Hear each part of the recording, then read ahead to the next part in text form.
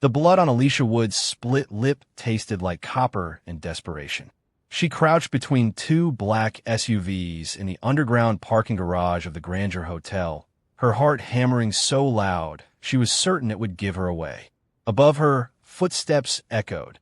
Heavy boots on concrete, getting closer. Tony's boots.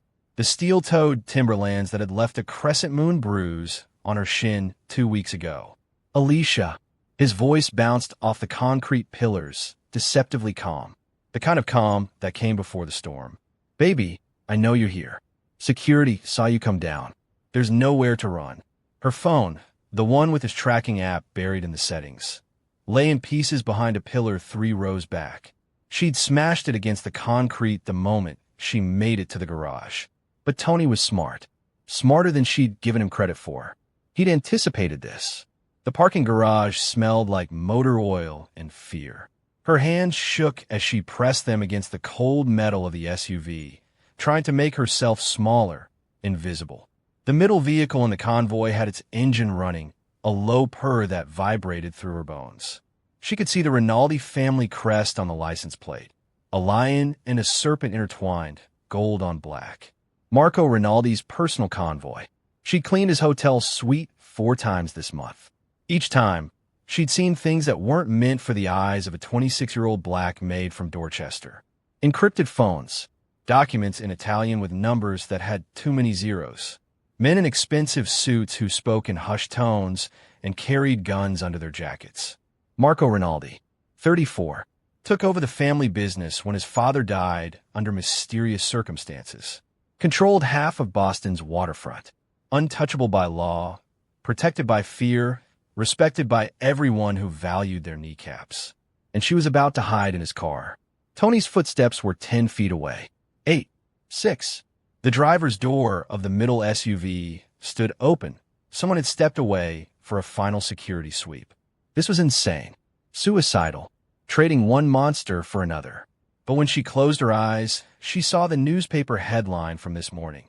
Local woman found dead in apartment fire. Boyfriend questioned and released. The victim's photo could have been her sister. Same brown skin.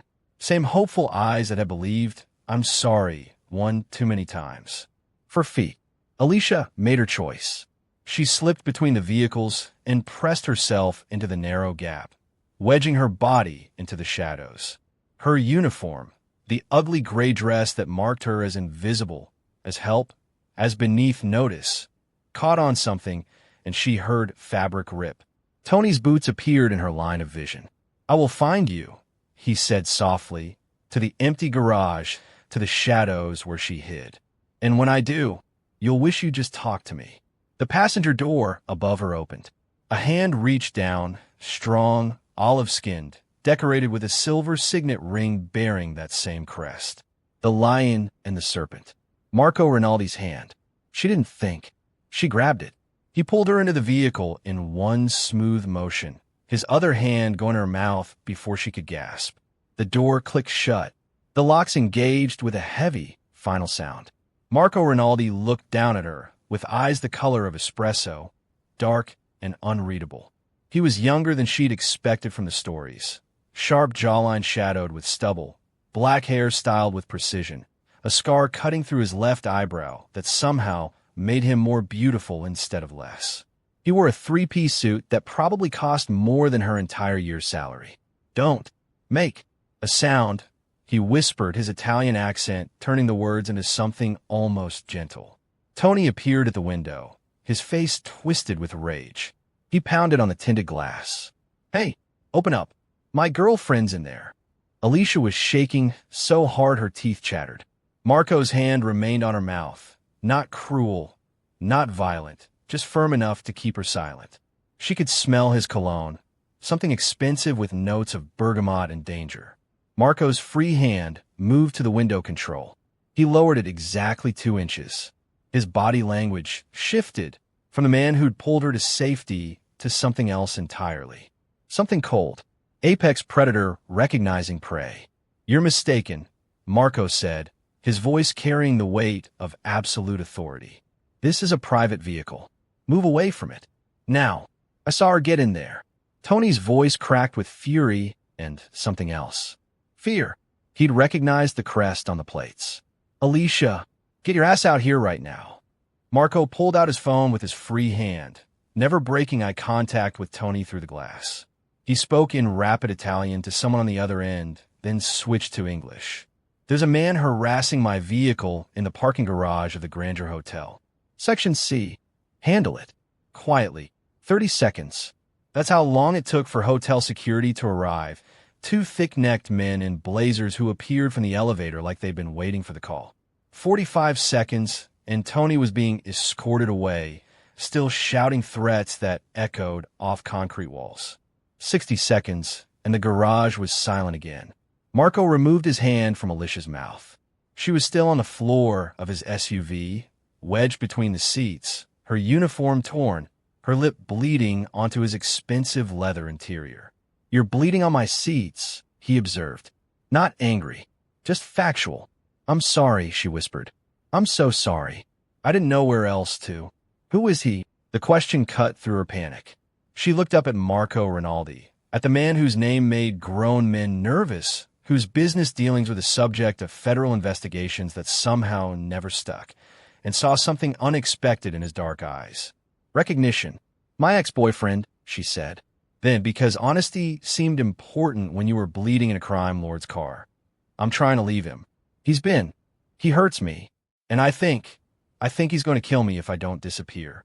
Marco's expression didn't change, but something shifted in the air. The temperature dropped 10 degrees. Has he put his hands on you before? She nodded.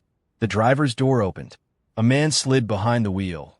6'4", shoulders like a linebacker, a scar bisecting his left eyebrow in a mirror image of Marco's. He glanced back at Alicia, then at Marco, raising an eyebrow in silent question. Drive, Marco said simply. The estate. The convoy began to move. Panic clawed up Alicia's throat. Wait, where are we? I need to. You need to disappear, Marco interrupted, settling back into his seat with the ease of a man who controlled every situation he entered. He knows where you work, where you live, your routines, your friends, your escape routes. If you step out of this vehicle right now, how long until he finds you? The question hung in the air. They both knew the answer. I could go to the police, she said, but even she heard how weak it sounded. And tell them what? Marco's tone wasn't cruel, just brutally factual. That you're afraid? That he's threatened you? They'll file a report. Give you a pamphlet about domestic violence resources. Maybe suggest a restraining order that men like him treat as a challenge. He paused. Then you'll be another headline. Another woman who tried to leave 3 times. The newspaper photo flashed in her mind. The woman who looked like her. What do you want from me? Alicia asked, because men like Marco Rinaldi didn't help people out of kindness. There was always a price. Always. He studied her for a long moment. His eyes cataloged her injuries with clinical precision. The split lip, the bruise on her cheekbone, she tried to cover with foundation 3 shades too light, the way she held her left wrist like it still hurt from when Tony had grabbed it last week. Your name, he said finally. Alicia Woods. Alicia. He said it slowly, tasting each syllable. I'm going to ask you a question, and I need complete honesty. Do you want him to stop hurting you? Or do you want it gone permanently? The question was a test. She understood that instinctively. The wrong answer could get her thrown out of this car. Or worse. But Marco Rinaldi had asked for honesty. I want to wake up without checking if I locked the door, she whispered. I want to go to sleep without a chair wedged under the handle. I want to stop flinching when someone raises their voice. Her voice broke. I just want to feel safe again. Something flickered across Marco's face. Pain, maybe. Or recognition. Then you'll stay with me until we ensure your safety, he said. No arguments. No questions. You do exactly as I tell you when I tell you. In return, I'll protect you from Tony Baxter. I'll make certain he never touches you again. His eyes locked onto hers. Understood. It was insane. She was trading one controlling man for another. Except this one was a literal crime lord who probably had bodies buried in the harbor. But when she looked into Marco's eyes, she didn't see Tony's volatile rage. She saw something controlled, purposeful, calculated. A predator, yes, but one who chose his prey carefully. Why would you help me? She asked. You don't know me. His jaw tightened almost imperceptibly. A muscle jumped in his cheek. Because 5 years ago, I failed to protect someone who needed it. And I won't make that mistake again. There was a story there. Grief buried under expensive suits and carefully maintained power. The convoy crossed the bridge toward the waterfront, toward Rinaldi territory, where police rarely ventured and questions died in dark alleys. Give me your phone, Marco said. She'd already destroyed it. I smashed it in the garage. The tracking app. Smart. Something that might have been approval crossed his face. He pulled out his own phone and made a call in rapid Italian. Then, to her, you cleaned hotel rooms? I'm a maid. Was a maid. Not anymore. Marco settled back, his posture relaxed, but his eyes sharp. From this moment, you work for me. My home needs staff. You'll live on the property. Room, board, and safety in exchange for your services. Non-negotiable. She should have been terrified. Instead, she felt something she hadn't experienced in 2 years. Relief. But what she didn't know, what Marco wasn't telling her, was that the moment she grabbed his hand in that parking garage, she'd activated a war. Because Tony Baxter wasn't just an abusive ex-boyfriend. He was a detective with the Boston PD. And he'd been using Alicia to get close to the Rinaldi organization for 6 months. Before we continue with Alicia's story, can I ask you something? I spend 15 to 20 hours researching, writing, and perfecting each story for you. That's nearly a full week of work to create these cinematic experiences completely free. While you're here enjoying this story, YouTube only shows it to a tiny fraction of people unless you take just 2 seconds to hit subscribe. Here's the thing. If just half of you watching right now subscribed, this channel would explode, and I could create even deeper, more complex stories for you every single week. But only about 3% of viewers are subscribed. That means 97% of you are enjoying hours of content, but haven't taken that tiny step. I'm not asking for money. I'm asking for a single click that tells YouTube, show this to more people. So here's my request. If you're enjoying Alicia's story so far, click subscribe. It takes 2 seconds and means everything to this channel's survival. Also, drop a comment telling me where you're watching from. I love seeing this global community we're building. Last video, we had viewers from 47 different countries. Now, let's get back to the story, because what happens next changes everything for Alicia. The Rinaldi estate rose from the waterfront like something out of a Renaissance painting. 3 stories of Italian architecture, ochre walls glowing gold in the late afternoon sun, surrounded by walls topped with security cameras disguised as decorative ironwork. Armed guards nodded as the gates opened. Men in expensive suits with expensive guns, their eyes tracking the convoy with professional assessment. Alicia pressed her face to the window, watching manicured gardens unfold in geometric precision. Fountains burbled in courtyards. Stone pathways wound between hedges trimmed into perfect spheres. It looked like money. Old money. The kind that came with power and expectations and secrets buried so deep they become foundations. The convoy stopped at the main entrance. Marco exited first, then extended his hand to help her out. His grip was firm, steadying her when she stumbled on legs that had forgotten how to work properly. "Gabriella," he called out, his voice carrying across the courtyard. A woman appeared from the entrance. Early 60s, gray hair pulled into an elegant bun, eyes that could probably see through lies and calculate your sins before you finish speaking. She wore a black dress that screamed head of household staff, and an expression of deep disapproval as she took in Alicia's appearance. She spoke to Marco in rapid Italian, gesturing at Alicia with clear objection in every syllable. Marco's response was short, sharp, and final. The tone of a man who didn't explain his decisions. Gabriella sighed, a sound perfected over decades of dealing with stubborn Rinaldi men, and switched to English. "Come with me, child. You look half dead. When's the last time you ate?" Alicia tried to remember. Yesterday morning? The day before? Gabriella made a disgusted sound and led her inside, through marble hallways hung with paintings that belonged in museums, past rooms furnished with antiques that probably had provenance papers and insurance policies thicker than Bibles. They stopped at a bedroom on the 2nd floor. not servants' quarters tucked in the attic. A proper guest room with a four-poster bed draped in silk, bay windows overlooking the harbor, and an en-suite bathroom tiled in marble that caught the light like water. "Shower," Gabriella ordered, pointing at the bathroom. "I'll bring food and clothes. Lock the door if it makes you feel safer. Don't touch anything you don't understand. And don't ask questions about Mr. Rinaldi's business." She fixed Alicia with a stern look. "Capisce?" "I understand." Gabriella left, and Alicia stood alone in a room that smelled like lavender and luxury and safety. She walked to the bathroom on autopilot. The shower had 6 different settings and water pressure that probably violated some kind of physics law. She stood under the spray until it ran cold, washing away Tony's fingerprints, his anger, his control. When she finally emerged, she found clothes laid out on the bed, a simple black dress that actually fit her frame, underwear still in packaging, soft slippers that felt like clouds, and a tray of food that made her stomach growl. Fresh pasta and cream sauce, crusty bread still warm, salad that hadn't come from a bag, and something chocolate that looked like it cost more than her weekly paycheck. She ate like she'd been starving, because she had been, not just for food, but for kindness, for a moment without fear, for the luxury of not calculating escape routes while she chewed. A knock on the door made her freeze, fork halfway to her mouth. "It's me." Marco's voice came through the wood. "May I enter?" She should have said no, should have maintained boundaries, should have remembered that this man was dangerous in ways Tony could only dream of. "Yes," she said instead.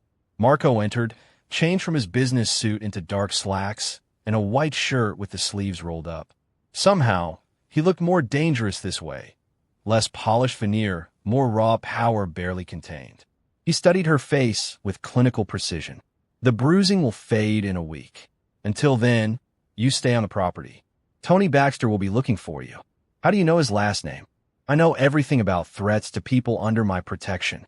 Marco pulled out his phone and showed her a screen full of information. Tony's employment records with the Boston PD, his sealed juvenile record, unsealed by money or influence or both, financial records showing gambling debts to dangerous people, and photos. So many photos. Tony outside her apartment building, outside the hotel, outside places she'd never mentioned visiting. "He's been stalking you for 3 months, Marco said quietly. "Following you, documenting your movements. The pattern suggests escalation. Based on statistical analysis of similar cases, you had less than 2 weeks before he killed you." Her hand started shaking. The fork clattered against the plate.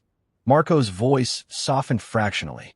"You're safe here, Alicia, but you need to understand the terms. The moment you stepped into my vehicle, you became my responsibility. That means I decide when you leave this property. I decide who you communicate with. I decide what level of threat Tony Baxter presents and how to neutralize it." He paused. "This is not a democracy. It's a dictatorship with your survival as the sole objective. Can you live with that?" It should have sounded controlling, suffocating. Instead, it sounded like someone who actually gave a damn whether she lived or died. "What happens if I want to leave?" she asked. "Then you leave. I'm not your jailer, Alicia. I'm your protection."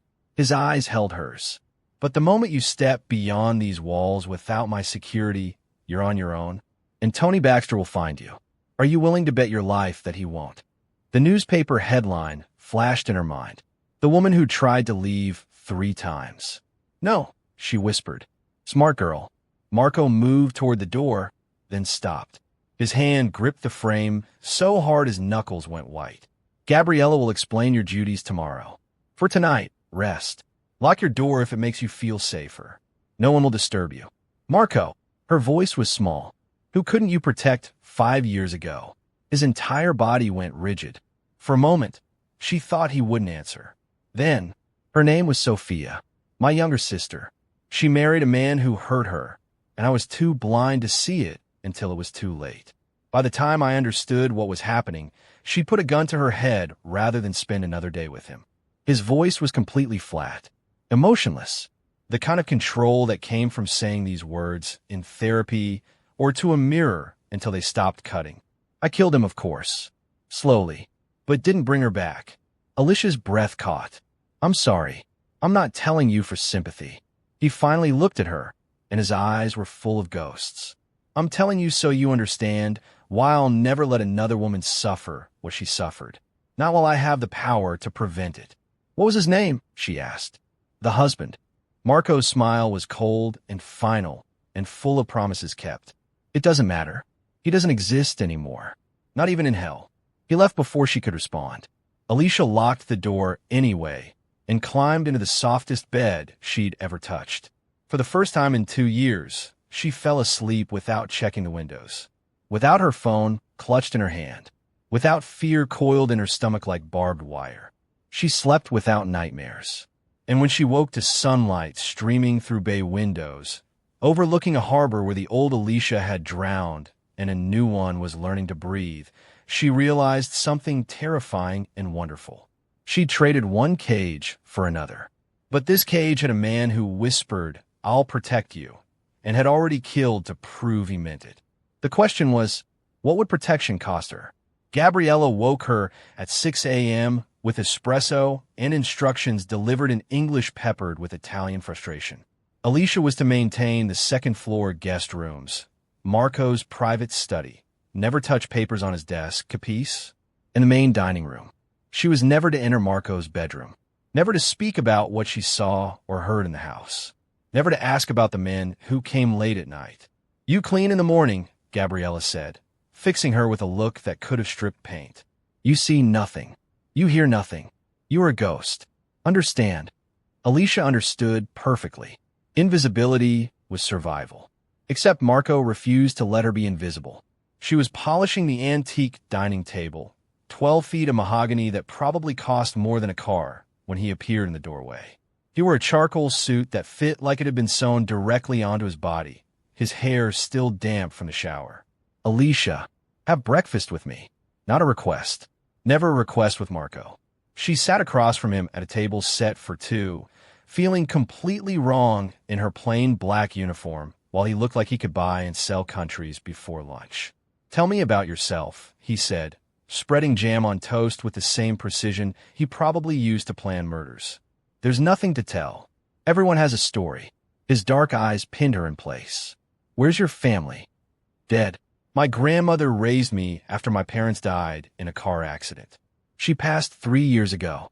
Cancer. And you met Tony Baxter how? The question felt like an interrogation, but his tone was genuinely curious. Like he actually wanted to know.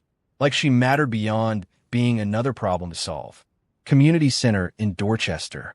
He was volunteering, reading to kids, helping with homework. He seemed nice. Safe. She stared at her eggs. We dated for 6 months before he moved in. 6 months before he became someone else. What changed? He got promoted to detective. Started working longer hours. Drinking more. Getting angry about little things, dishes in the sink, me talking to male customers at the hotel, me not answering his texts fast enough. The words came easier than she expected. Maybe because Marco listened without judgment, without telling her what she should have done differently. By the time I realized what was happening, I was completely isolated. He convinced me to quit my second job, to stop talking to my friends because they didn't understand our relationship, to give him access to my bank account because couples share everything. And you stayed because leaving meant admitting I'd been stupid enough to fall for it. Because every time I tried to pack a bag, he'd apologize and I'd believe him. Because her voice cracked. Because I had nowhere else to go. No family. No savings. No way out that didn't end with me homeless or dead. Marco set down his fork with careful precision. You have somewhere now. And Tony Baxter will never touch you again. I give you my word. Why does your word matter? The question escaped before she could stop it. You didn't challenge men like Marco Rinaldi. But instead of anger, she saw something like respect flicker across his face. Because in my world, your word is the only currency that has value. Break it, and you're dead. Keep it, and you're untouchable. He leaned back in his chair, studying her. I gave you my word that I'd protect you. That means Tony Baxter has become my problem to solve. What are you going to do to him? What would you like me to do to him? The question hung between them, loaded with implication. Marco was offering her something most victims never got. A choice. Justice outside a system that had failed her twice already. She should have said nothing. Should have been the bigger person. Should have believed in redemption and second chances and all the things that sounded nice but didn't stop men like Tony. Instead, she thought about the woman in the newspaper. About every bruise she'd covered with makeup and lies. About the tracking app on her phone and the way Tony had smiled while he installed it. I want him to feel as powerless as he made me feel, she whispered. Marco's smile wasn't nice. It was the smile of a shark who'd just been given permission to feed. Consider it done, he said. 3 days later, Gabriella brought morning gossip with the espresso. Tony Baxter had been arrested. Outstanding warrants for unpaid parking tickets that had mysteriously escalated to bench warrants. His car had been repossessed. Apparently, he'd missed 3 payments the bank had no record of sending notices about. His landlord had evicted him for lease violations that appeared in his file overnight. The auto shop where he worked part-time had fired him for inventory discrepancies that Internal Affairs was now investigating. Bad luck, Gabriella said, not quite hiding her smirk. All at once like that. Povero ragazzo. Poor boy. She didn't mean it. Alicia knew better. Marco had systematically dismantled Tony's life with surgical precision. No violence. No murder. Just strategic pressure applied at every weak point until Tony's existence collapsed like a house of cards. It was terrifying how efficiently Marco could destroy someone. It was more terrifying that she felt grateful. She fell into a routine. Clean in the mornings while Marco made phone calls in Italian that she pretended not to understand. Lunch with Gabriella in the kitchen. Learning to make proper pasta while the older woman told stories about Marco's childhood in Sicily. Afternoons in the garden with books from Marco's extensive library. First editions, signed copies, volumes in languages she didn't speak but pretended to appreciate. Dinners alone in her room, unless Marco requested her presence, which happened more frequently than she expected. Sit with me, he'd say, appearing in doorways like a well-dressed ghost. Tell me what you're reading. They discussed Dante and Machiavelli and the ethics of revenge. They'd argue about whether power corrupted or simply revealed. They debate everything except the obvious, that she was a maid living in a crime lord's mansion, and he was the most dangerous man in Boston, taking personal interest in her recovery. You're healing, he observed one evening during dinner on the terrace overlooking the harbor. The bruise on her cheekbone had faded to yellow. The split lip had become a thin scar she kept touching with her tongue. Inside and out, his hand reached across the table, fingers hovering near her face. Asking permission without words. She leaned into his palm. His touch was nothing like Tony's. Careful, reverent, like she was something precious that might break. Marco, she whispered. What really happened to Sophia's husband? His hand dropped. His expression shuddered like storm clouds rolling in. His name was David Hawkins. Respected surgeon. Came from money. On paper, he was perfect. Marco's voice was completely flat. Clinical. Sophia hid the bruises well.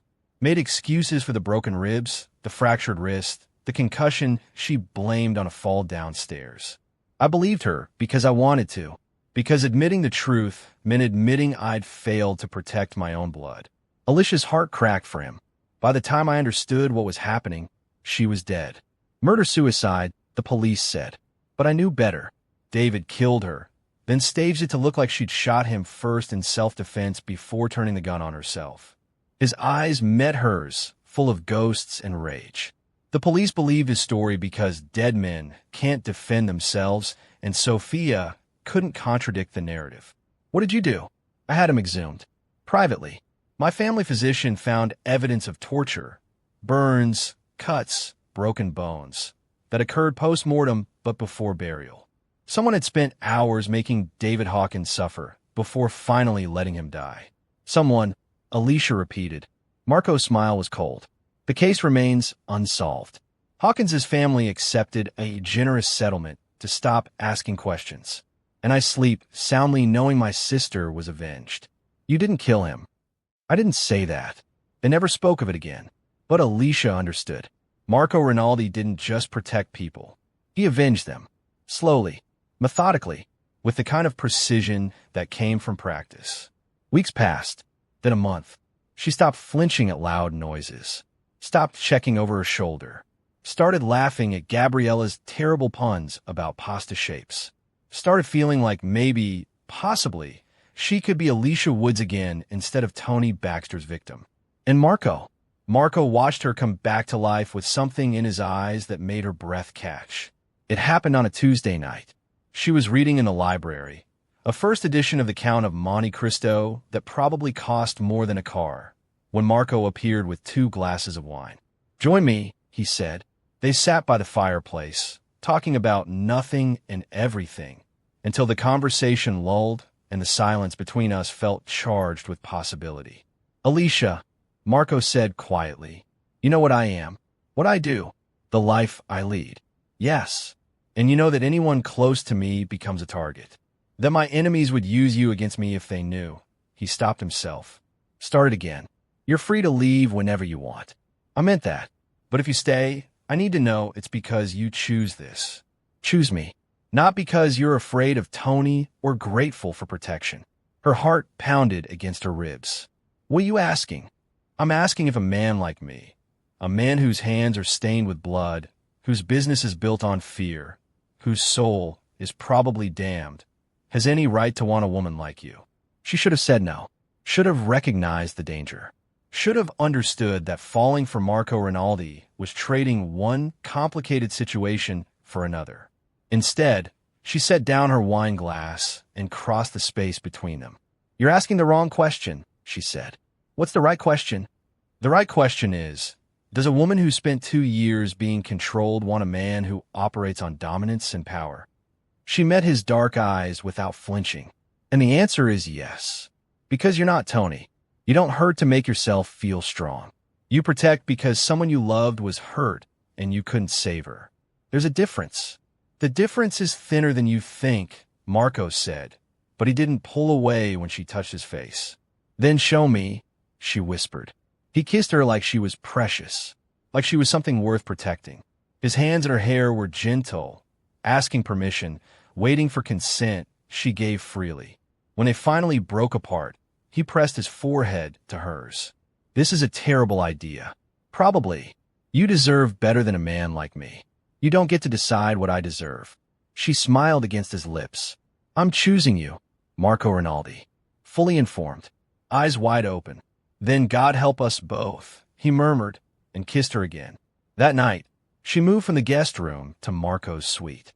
Not because he demanded it, but because she wanted to wake up next to a man who saw her as an equal, not a possession. For 6 weeks, they existed in a bubble. Marco taught her Italian, the beautiful phrases and the ugly ones. She taught him to laugh without calculation behind it. They fell into something that looked like love, but felt more complicated. Protection and gratitude and genuine affection tangled together in ways she couldn't separate. She should have known it couldn't last. The bubble burst on a Saturday morning when Gabriella woke her in a panic, speaking rapid Italian and broken English. "He's at the gates. That man, Tony, he's demanding to see you." Ice water flooded Alicia's veins. "How'd he find me? Does it matter?" Marco appeared in the doorway, already dressed, already armed with a gun holstered under his jacket. "Stay in this room. Lock the door. Don't come out until I tell you." "Marco, what are you going to?" "Protecting what's mine." His kiss was quick and fierce and tasted like promises. "Trust me." He left before she could argue. Alicia locked the door with shaking hands and pressed her ear against it, listening to raised voices downstairs. Tony's voice, loud and belligerent and slurred. "I know she's here. Alicia, get out here, you lying bitch." Marco's voice, cold as winter. "You're trespassing on private property. Leave now, or my security will remove you forcibly." "Fuck your security. That's my girlfriend. You can't just kidnap people." "She's not your girlfriend. She stopped being yours the moment you put your hands on her." A scuffle, shouts, then a sound that made her blood run cold. A gunshot. Alicia ran to the window. In the courtyard below, Tony lay on the ground, screaming, blood pooling from his thigh. Marco stood over him with a gun held casually, like he'd just swatted a mosquito. "You shot me," Tony screamed. "You fucking shot me. I'm a cop. You're done. You're fucking done. You're a dirty cop," Marco said calmly. I have evidence of your gambling debts, your payments from the Antonelli family, your use of police resources to stalk Alicia Woods. You came here armed." He gestured to the gun that had somehow appeared next to Tony's hand, and I acted in self-defense. My cameras will confirm this. His smile was terrifying. "But please call your colleagues. I'd love to explain to internal affairs how you've been running interference for the Antonellis while stalking a woman under my protection." Tony's face went white, not from blood loss, from understanding. Marco leaned down, his voice too quiet for Alicia to hear. But she saw Tony's expression change from rage to terror. Then Tony was scrambling backward, leaving a trail of blood on the pristine driveway, his face white with shock. "Tend to his wound," Marco said to someone off-screen. "We're not animals." Then escort him off the property. "If he comes within 100 yards of this estate or Alicia Woods again, you have my permission to be less courteous." Tony fled, limped, really, supported by two of Marco's security guards who looked like they were escorting a particularly disgusting piece of garbage to the curb. Alicia stood at the window, shaking, watching the man who'd terrorized her for 2 years flee from the man who'd saved her. Marco looked up. Their eyes met through the glass. She should have been horrified. Instead, she felt safer than she'd ever felt in her entire life. When Marco entered the bedroom 5 minutes later, she threw herself into his arms. "You shot him," she said against his chest. "I wounded him. There's a difference." Marco held her tight. His heart beat steady and strong against her ear. "He'll live, but he'll never bother you again." He said he's a cop.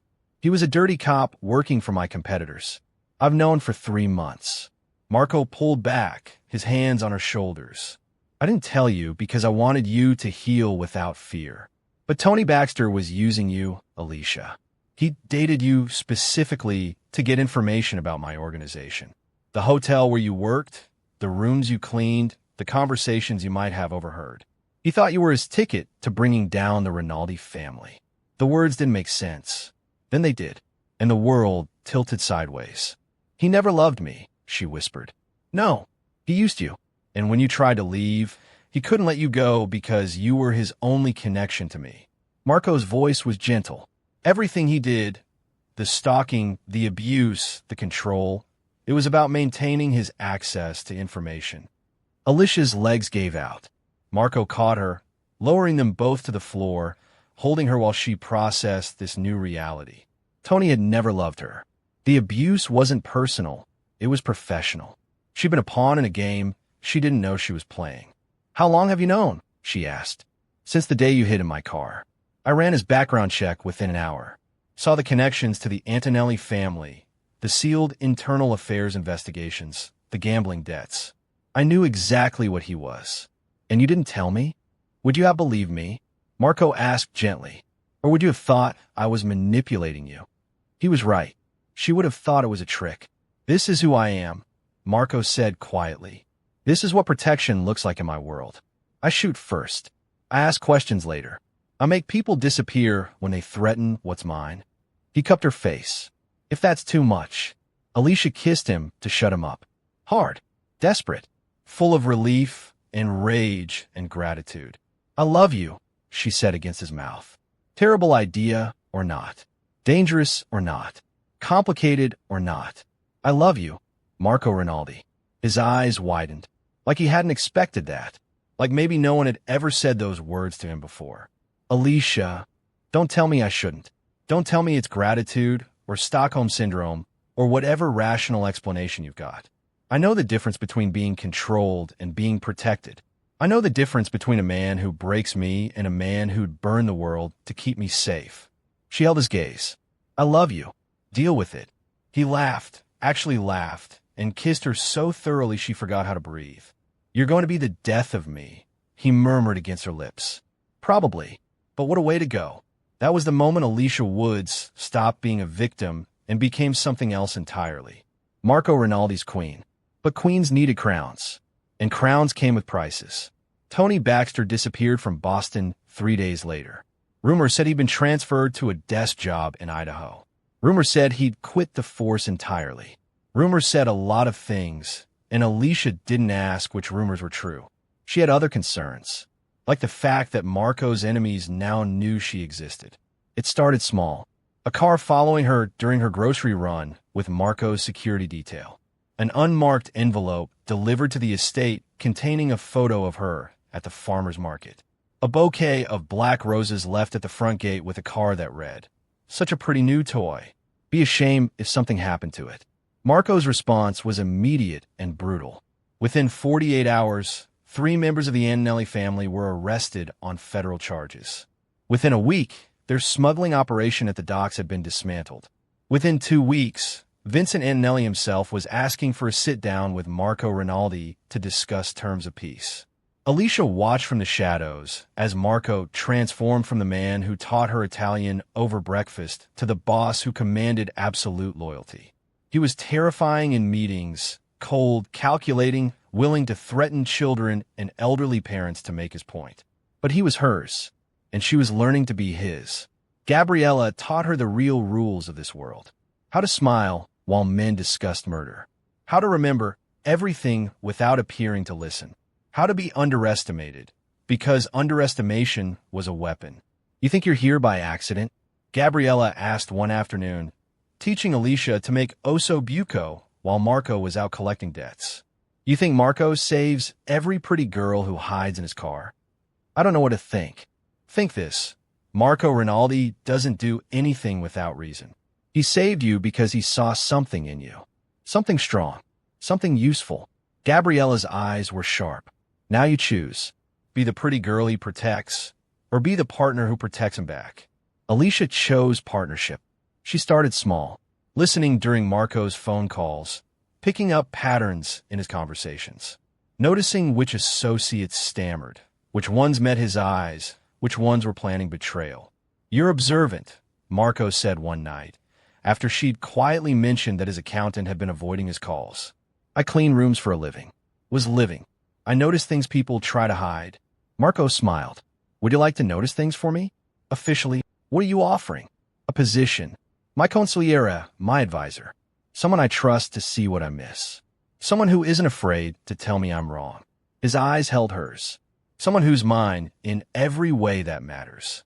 It was insane. A 26-year-old former maid becoming advisor to one of Boston's most powerful crime families. But when Alicia looked at Marco Rinaldi, at the man who'd shot someone to protect her, who destroyed her abuser without being asked, who'd given her safety and purpose and love, she saw possibility. "Okay," she said, "but I want a real salary. Not room and board. Not gifts. A salary that says I'm valuable." Marco's grin was proud and predatory. "Done. Welcome to the family business, amore mio. My love." Alicia Woods became Alicia Rinaldi 6 months later. The wedding was small, just family and the associates Marco trusted with his life. She wore white, and he wore black. And when he kissed her at the altar, she tasted promises and danger and forever. They honeymooned in Sicily, in the village where Marco was born. She met his nana, his grandmother, who took one look at Alicia and nodded approval. "Forte," the old woman said. "Strong." Alicia was learning to be exactly that. She was learning the business, the legitimate import companies and the less legitimate cargo that moved through them, the politicians who took bribes and the cops who looked the other way, the delicate balance of power that kept Boston from erupting into open war. She was learning to be Marco's partner in every sense, and she was learning that protection went both ways. The hit came on a Tuesday. Marco was meeting with suppliers at the warehouse on the docks. Alicia was supposed to be home, safe behind the estate's walls. But she'd noticed something in the accounts, a discrepancy that suggested someone was skimming. And the someone was Marco's cousin, Dominic. She arrived at the warehouse just as the shooting started. Marco's security detail went down first. Professional hits, silenced weapons, bodies dropping before they could draw. Then the doors burst open, and 6 men in masks flooded inside. Alicia didn't think. She grabbed the gun from the glove compartment, the one Marco had insisted she carry, the one she'd learned to shoot at the private range behind the estate, and ran toward the chaos. She shot the first man in the knee, the second in the shoulder. The third got a bullet in his gun hand before he could aim at Marco's head.